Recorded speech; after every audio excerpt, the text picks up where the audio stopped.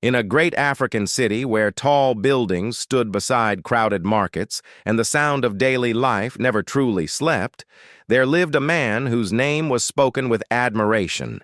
His name was Kande. To the people of the city, Kande was not just a butcher. He was a success story.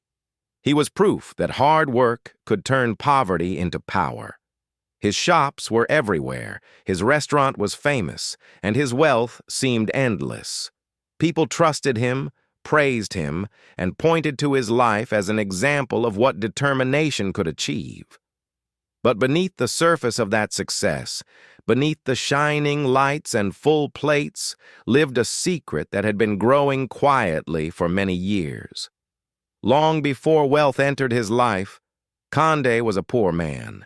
He lived in a narrow rented room close to the railway tracks, where the ground shook whenever trains passed and dust settled on everything he owned. His mornings began with worry, and his nights ended with hunger.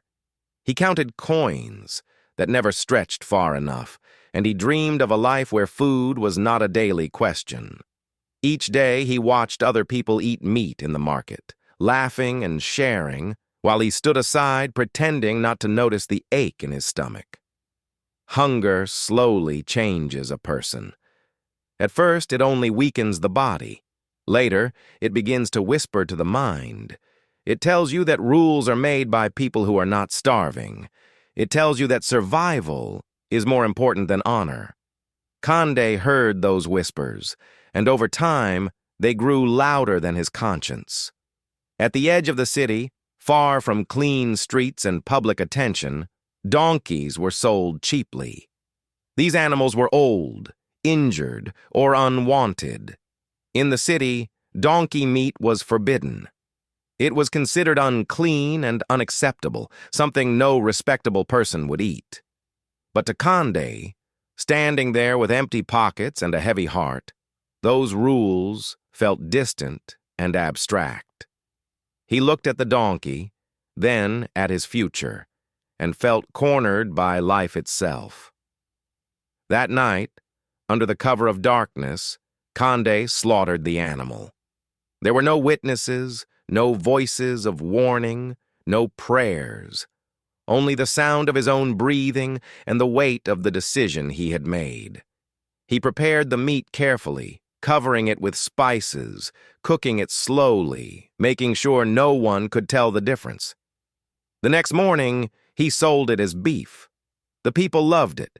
They praised the flavor and returned for more.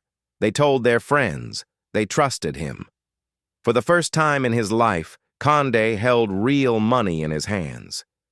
He expected guilt to follow, but instead, he felt relief. He felt powerful. That feeling stayed with him longer than any regret could. Kande told himself it would happen only once. Then he told himself it would last only until he stabilized his life. But survival has a way of turning into habit, and habit easily becomes routine. Soon, the forbidden meat became part of his business, hidden behind locked doors and night deliveries. Donkeys came in when the city slept, and prepared meals went out when the city woke. Time passed quietly. One shop became two. Two became five. Five became a slaughterhouse. Customers praised him endlessly. Mothers fed their children with his food.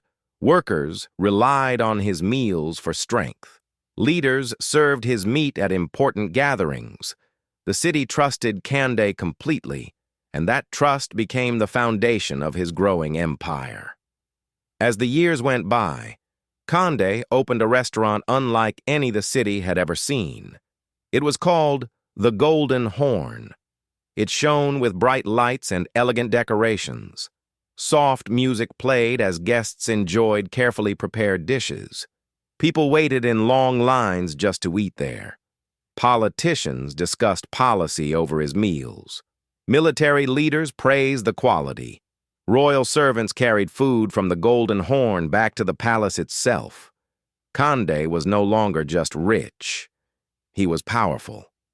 Yet, when the lights went out and the doors were locked, The truth remained unchanged.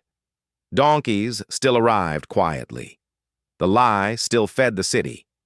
And every success made the secret heavier. Lies do not disappear when hidden. They grow, and they wait. Kande had one child, a daughter named Amara. She was born into comfort and raised in luxury. She never knew hunger. She never knew uncertainty. To her, wealth felt natural, as if it had always belonged to her family. She dressed beautifully, spoke confidently, and walked through life expecting respect. She never asked where the money came from, and no one ever thought to tell her. Amara looked down on servants and ignored the poor. She believed status defined a person's worth. When she spoke, people listened, not because she was kind, but because she was powerful. Kande watched her grow with mixed emotions. He loved his daughter deeply, but he also feared the pride he saw in her. He feared that the higher she climbed, the more dangerous his secret would become. That fear became real when the prince of the nation chose Amara as his future wife. The announcement spread quickly, and the city celebrated. People said the butcher's daughter would become queen. Preparations began for a wedding that would be remembered for generations. Gold-decorated palace halls, musicians rehearsed, guests traveled from far away. For Amara, it was the fulfillment of everything she believed she deserved. For Kande, it was a nightmare waiting to happen. His secret now stood dangerously close to the throne. Every smile from a royal official felt like a risk. Every celebration felt like a countdown. Still, he said nothing. He had survived this long by silence, and he believed silence would protect him again. In Kande's household lived a young man named Tay. He was an orphan taken in many years earlier. He grew up sweeping floors, carrying supplies, and working in the slaughterhouse. He had seen everything. He had watched the night deliveries. He had cleaned the blood. He had carried the bones away before sunrise. Tay knew the truth behind the wealth, and he carried it quietly. Tay was humble and soft-spoken. He did his work without complaint. Over time, he developed feelings for Amara, not because of her wealth or beauty, but because he believed kindness could still be found beneath her pride. He never spoke of his feelings, knowing the distance between them was too great. Amara, however, showed him nothing but contempt. She reminded him often of his place. She spoke to him as if he were invisible, except when she needed someone to humiliate. Each insult cut quietly. Each moment of disrespect added weight to the truth Tay carried. Still, he remained silent. Silence had become his habit.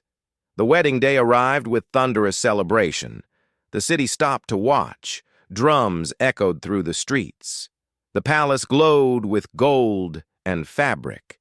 The king sat proudly, ready to bless the union. The prince stood tall beside Amara, who smiled confidently, believing her life was perfect and secure. Tay moved quietly among the guests, serving food as he always had. To most people, he was invisible. To Amara, he was an opportunity to display her superiority. She laughed loudly and questioned why a servant was allowed so close to royalty. The guests laughed with her, enjoying the moment. That laughter ended years of silence. Something inside Tay shifted, not from anger but from exhaustion. The truth he carried felt too heavy to hold any longer. He stepped forward calmly and addressed the king.